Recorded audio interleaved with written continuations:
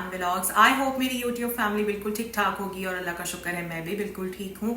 जैसे कि आप सब लोग देख रहे हैं कि मैं हूँ अपने किचन में और आज मैं आपको बताने जा रही हूँ ऐसी 5 कॉमन मिस्टेक्स जो हर औरत अपने किचन में कर रही होती है बट थोड़ा सा अनअवेयर होती है। तो आज मैं निशानदही करूंगी उन्हीं 5 गलतियों की। आप लोग मेरे वीडियो को पूरा देखिएगा, अच्छी लगे तो लाइक कीजिएगा, चैनल पर फर्स्ट टाइम आए तो सब्सक्राइब कर लीजिएगा और आज के बाद ये 5 गलतियां अपने किचन में बिल्कुल मत कीजिएगा। तो चलते हैं, टाइम ज़ाया नहीं करते, अपनी वीडियो की तरफ। सबसे पहली गलती जो ख़वातीन अपने किचन में कर रही होती हैं वो ये होती है कि अपने किचन को डी क्लटर नहीं करती। एक तो मैंने ये देखा है कि ये जो प्लास्टिक की बॉटल्स होती हैं ना, ये जमा करने का ख़वातीन को बहुत ज़्यादा शौक़ होता है। मेरी हेल्पर्स को भी बहुत ज़्यादा शौक़ है। जहाँ ये बॉटल्स खाली होती हैं वो इस वाले कैबिनेट में इकट्ठी करनी शुरू कर देती हैं। हालांकि मैंने इतनी बार मना किया है कि जैसे ही ये बॉटल्स आएँ खाली हों साथ के साथ इन्हें डिस्कार्ड कर दिया करो। लेकिन बहरहाल तो मेरे तो अपने घर में ये हाल है तो मैं किसी दूसरे को क्या कह सकती हूँ। लेकिन मैं अपने घर को भी ठीक करने की कोशिश करती हूँ, साथ साथ आपको भी बताती रहती हूँ। अच्छा, कुछ लोग इन बॉटल्स में पानी डालकर रेफ्रिजरेटर में रख देते हैं ताकि ठंडी ठंडी पानी की बोतलें मिल सकें। तो जो लोग वाटर बॉटल्स ख़रीदना अफोर्ड नहीं कर सकते उनके लिए तो चले ठीक है कि वो इसको यूटिलाइज़ करें, बट जो लोग वाटर बॉटल्स अफोर्ड कर सकते हैं तो भाई आप लोगों को क्या मसला है, क्यों इन बोतलों में पानी आप डालकर और रेफ्रिजरेटर में रखते हैं। हर चीज़ का कोई तरीका होता है, कोई सलीका होता है। देखें, इन्हीं छोटी चीज़ों से ना औरत का सलीका नज़र आता है। अगर आप अफोर्ड कर सकते हैं और कोई इतनी महंगी भी नहीं होती, आप प्रॉपर वाटर बॉटल्स ख़रीदें, उनमें पानी डालें और फिर बॉटल्स को रेफ्रिजरेट करें। इसके अलावा ये देखें जी, जार्स, आपको पता ही है मेरे घर में कॉफ़ी बहुत ज़्यादा इस्तेमाल होती है क्योंकि मेरे हस्बैंड कॉफ़ी पीते हैं। इसलिए 1 महीने के अंदर अंदर हमारे घर में तो बहुत ज़्यादा कॉफ़ी के जार्स इकट्ठे हो जाते हैं। अब ये कॉफ़ी जार्स नो डाउट मसाला जात वगैरह रखने के काम आते हैं, बट अगर इन जार्स की ज़रूरत नहीं है तो प्लीज़ इनको मत स्टोर करें।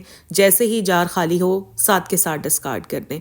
और अगर ज़रूरत है भी तो सिर्फ इतने जार्स रखें बस जितनी आपको ज़रूरत है। जैसे अभी मैंने यहाँ पर 2 जार रख लिए और बाकी सारे अब मैं डिस्कार्ड कर दूँगी। जब तक हम किचन को वीकली और मंथली बेसिस पर डी क्लटर नहीं करेंगे ना तो हमारे किचन में स्पेस बनेगी और ना ही हम किचन की डीप क्लीनिंग कर सकेंगे। अब मैं आती हूँ दूसरी मिस्टेक की तरफ। अक्सर ख़वातीन अपने किचन काउंटर को बहुत ज़्यादा इग्नोर करती हैं, मतलब खाना बनाती हैं बट साथ के साथ किचन काउंटर साफ़ नहीं करती। आपका काउंटर किसी भी मटेरियल का बना हुआ है, चाहे ग्रेनाइट का है, चाहे मार्बल का है या किसी भी मटेरियल का बना हुआ है, किचन काउंटर को डेली बेसिस पर साफ़ करना बहुत ज़्यादा ज़रूरी होता है।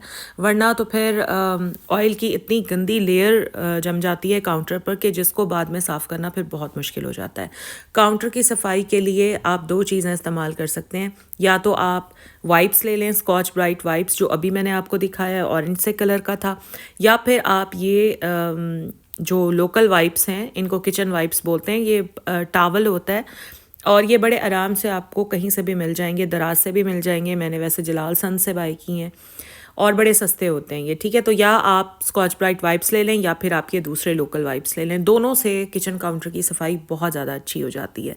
एक डिश वॉश सोप और एक स्पंज और एक बर्तन, ये सेपरेट रख लें डेली अपने काउंटर को साफ़ करने के लिए। इस स्पंज, इस साबुन से आपने अपने बर्तन वॉश नहीं करने, बर्तनों के लिए आपने अलग सोप और अलग स्पंज यूज़ करना है। जैसे कि मैंने अपने काउंटर और अपने स्टोव को साफ़ करने के लिए ये सेपरेट से बर्तन बनाया हुआ है और सेपरेट ही स्पंज है, सेपरेट ही सोप है। डेली का डेली जब भी लंच बनाकर मैं फ़ारिग होती हूँ तो साथ के साथ इसी सोप की मदद से अपने काउंटर को साफ़ कर लेती हूँ।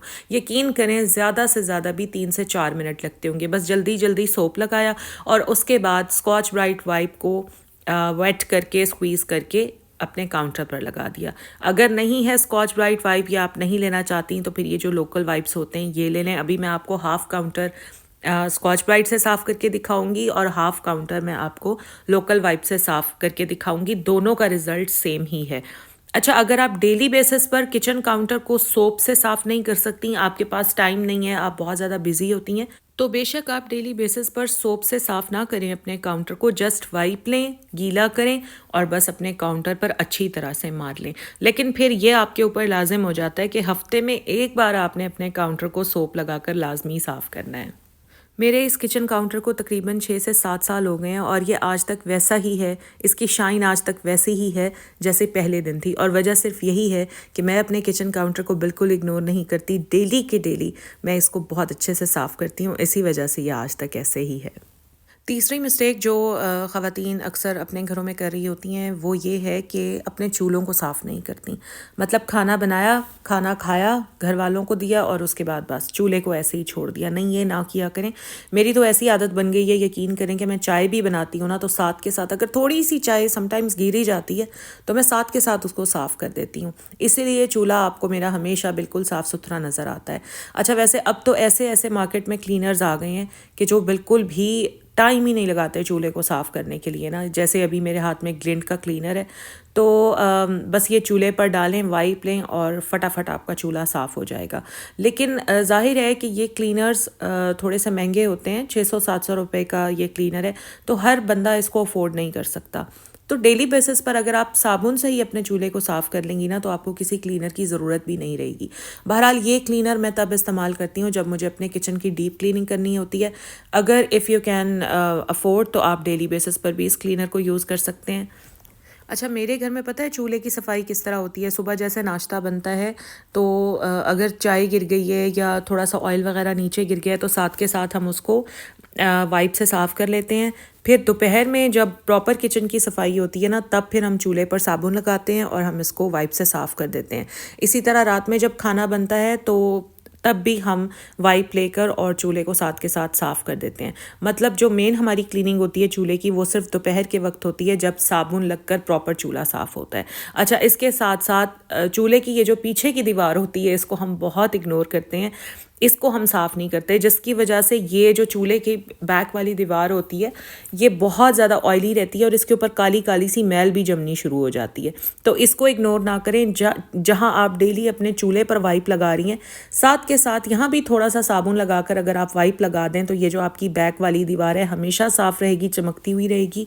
इसके अलावा चूल्हे की ये जो पीछे छोटी सी जगह होती है ना ये भी ज़रूर साथ के साथ साफ़ कर लिया करें। इस तरह आपका किचन नीट और क्लीन रहेगा।